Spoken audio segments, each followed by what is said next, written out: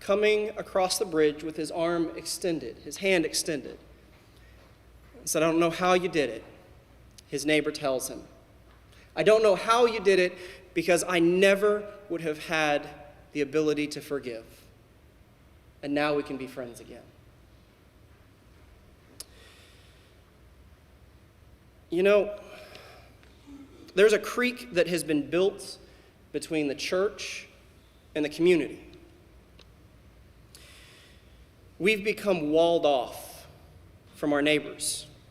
Now, you've heard me talk about the decline of the church and the fact that more and more people have a distrust for Christianity, for clergy, and for organized religion in general.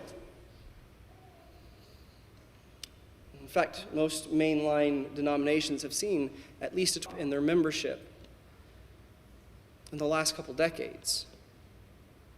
We can lament what is.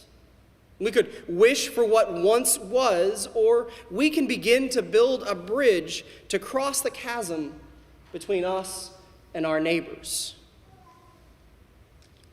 To do that, to build a bridge requires some growth and some adaptation.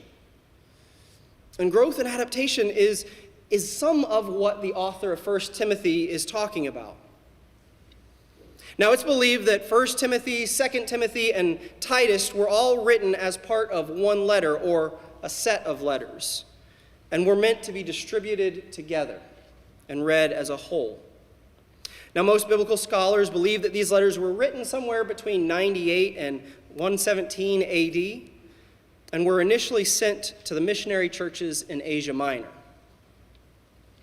The author is speaking against a group of individuals causing trouble in the early church.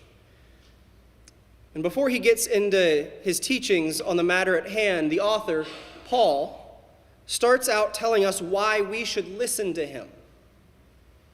Here's why you need to listen to me, Paul is saying. And what he doesn't do. Paul doesn't offer up his own credentials. He doesn't go on about where he studied or the churches that he's helped to birth, create, or visit. He doesn't mention the people who are now following Christ because of his work. Instead, Paul speaks of his own shortcomings.